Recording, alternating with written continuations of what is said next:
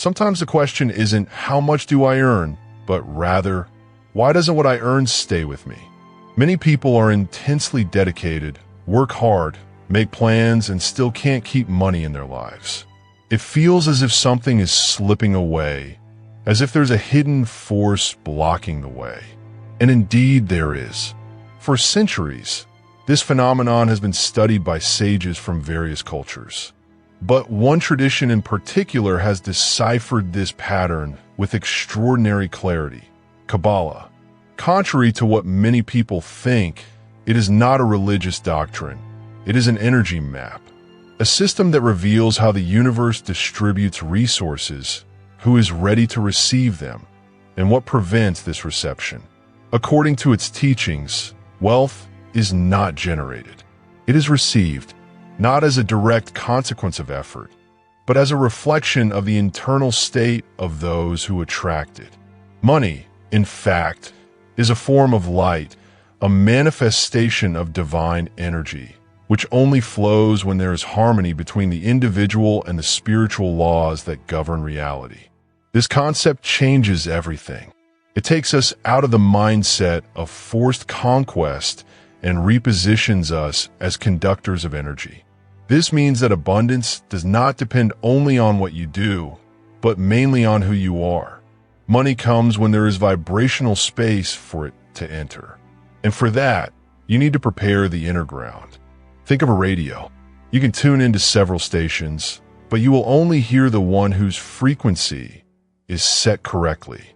The same is true of the flow of abundance.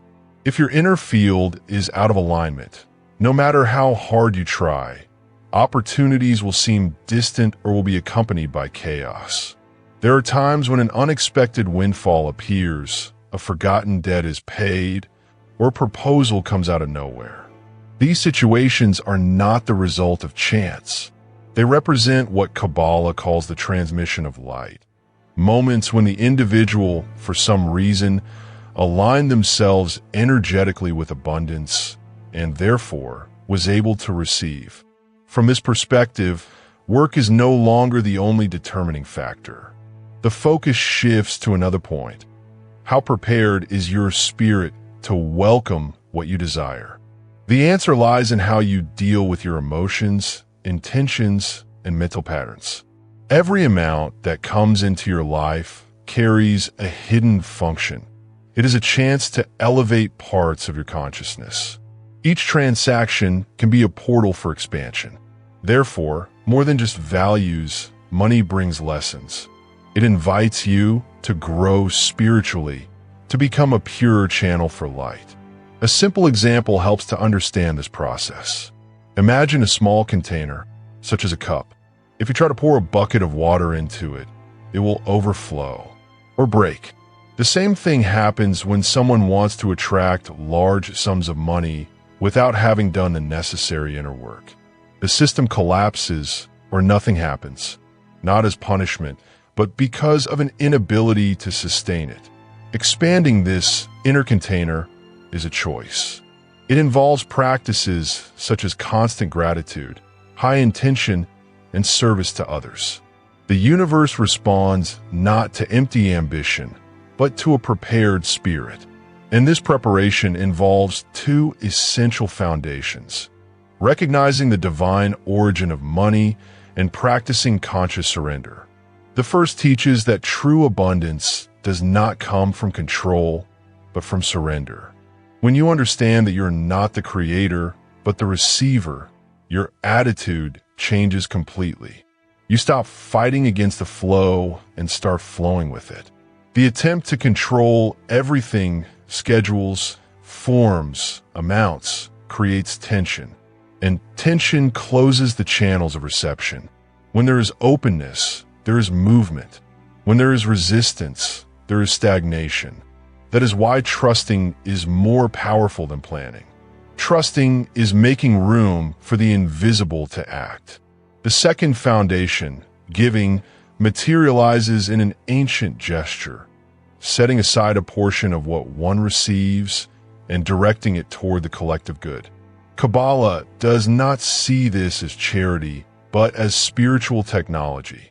By consciously giving 10% or more, you purify that energy.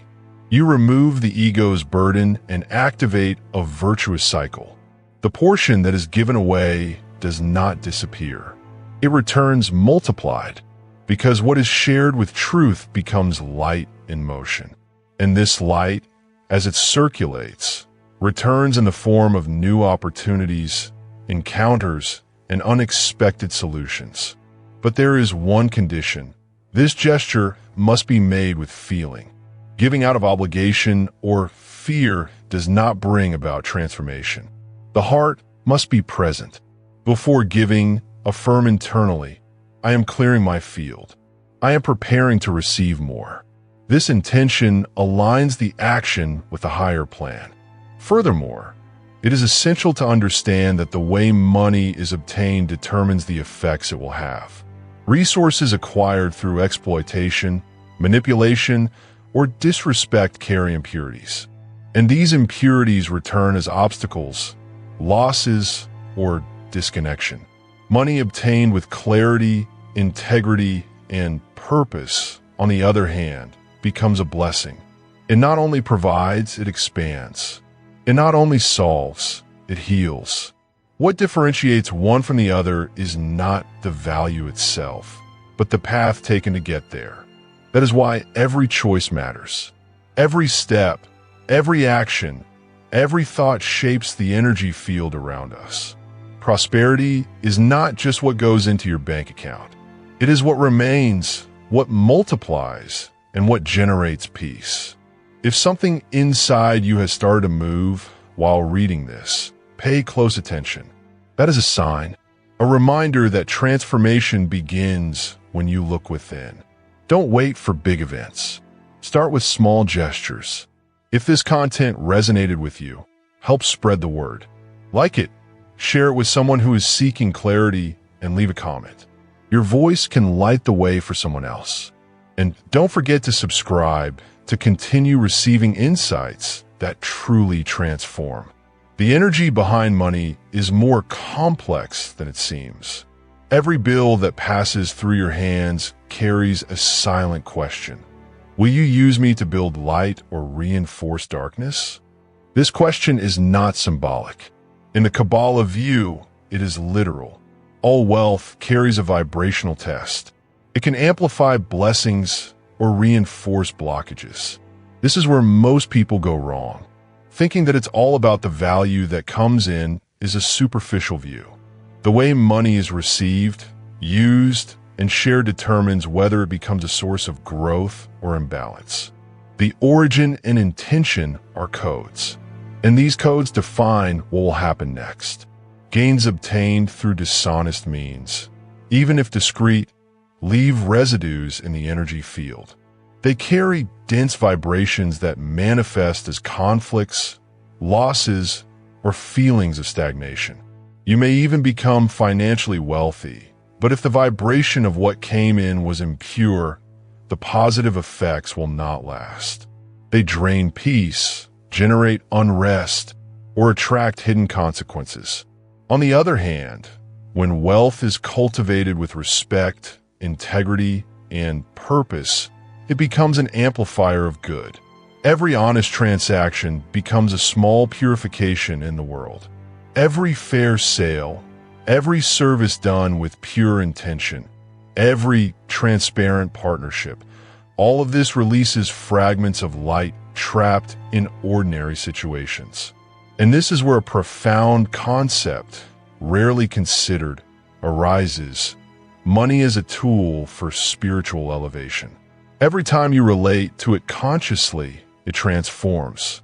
It ceases to be merely a medium of exchange and becomes an instrument of vibrational liberation. Understand, the universe works through energetic connections, and these connections also involve the people around you. If, at any point in your journey, a relationship has been damaged because of money, whether it's an unresolved debt, a harsh word, or a broken promise, it creates a crack in your ability to attract prosperity. Kabbalah firmly states, where there is disrespect, there is blockage. And this blockage is not just emotional. It interferes with the flow of receiving energy, especially when it involves figures of great emotional importance, such as parents and especially the mother. Open wounds in this connection have a direct impact on the field of abundance. The mother is the first gateway to receiving in life. Rejecting or ignoring this figure weakens the channel through which the universe delivers its gifts. Therefore, one of the greatest financial healings anyone can experience is the healing of their relationships. Sometimes a simple apology, a gesture of reconciliation, or an honest conversation can unblock months or years of stagnation. The universe responds not to perfection, but to truth.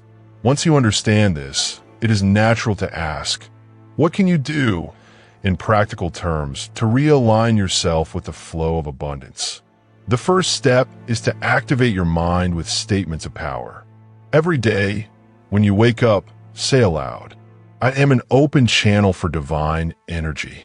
This statement is not just motivational. It restructures your morning vibration. It clears emotional residue accumulated during the night. It tunes your inner field to a higher level of manifestation. In addition, recite with awareness. The Lord is my shepherd, I shall not want. Regardless of your belief, this phrase contains a vibration that disables fear. It replaces mental scarcity with quiet confidence. When spoken with faith, it dissolves urgency, desperation, and feelings of helplessness. The second step is conscious gratitude. Every morning, choose 3 simple things from the previous day for which you are grateful. It could be a gesture, a smile, a phone call, a sale that happened, a message you received. When you give thanks, your field opens up. Energy expands, and the universe recognizes this frequency as an invitation to bring more. The third point is to reframe your view of work. No longer see your occupation as just effort or necessity. See it as a mission. Ask yourself, what am I giving to the world through what I do? If there is real contribution, you're not just earning, you're elevating. Every action taken with pure intention becomes a bridge to new results. Even repetitive tasks gain power when done with presence. The fourth lesson is about protecting your dreams. Every goal is a seed, and seeds don't grow in plain sight.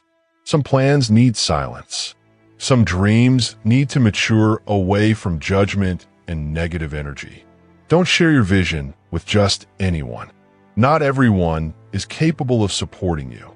Not everyone wants to see you flourish. Remember, every idea is fragile in the beginning.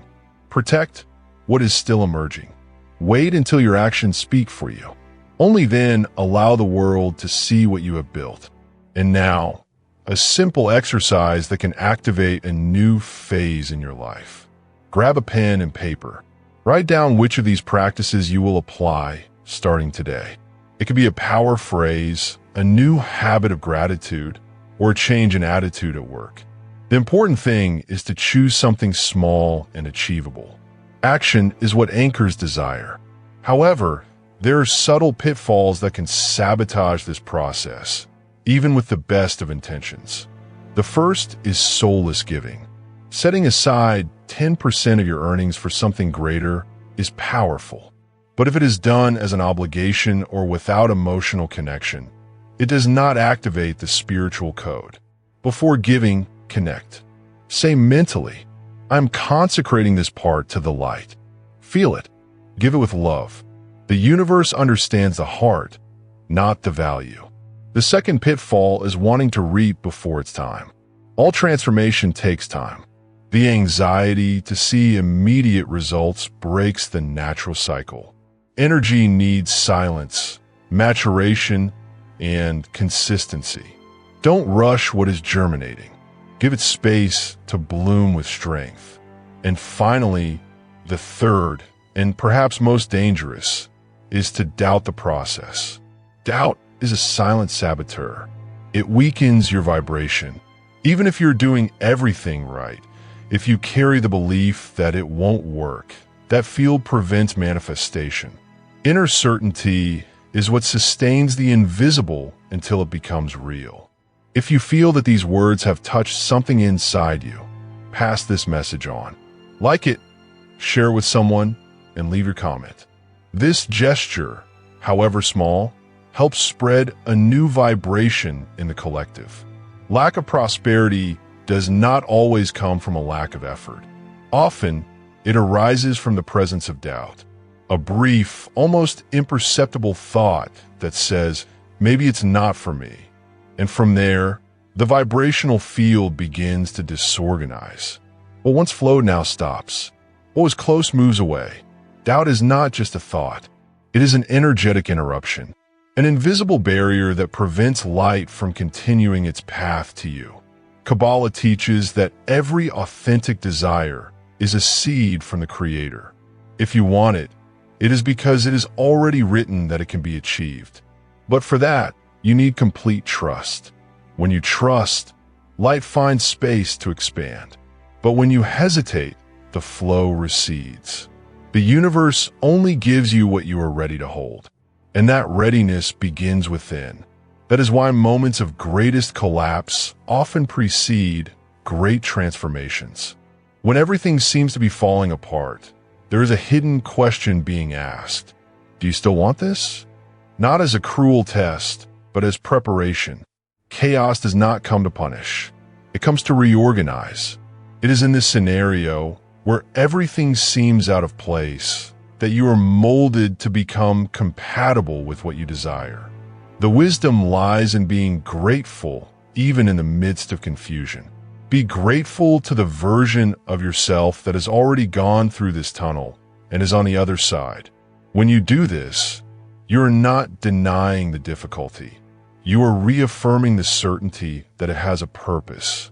Anticipatory gratitude is a spiritual technology that changes the frequency of the present.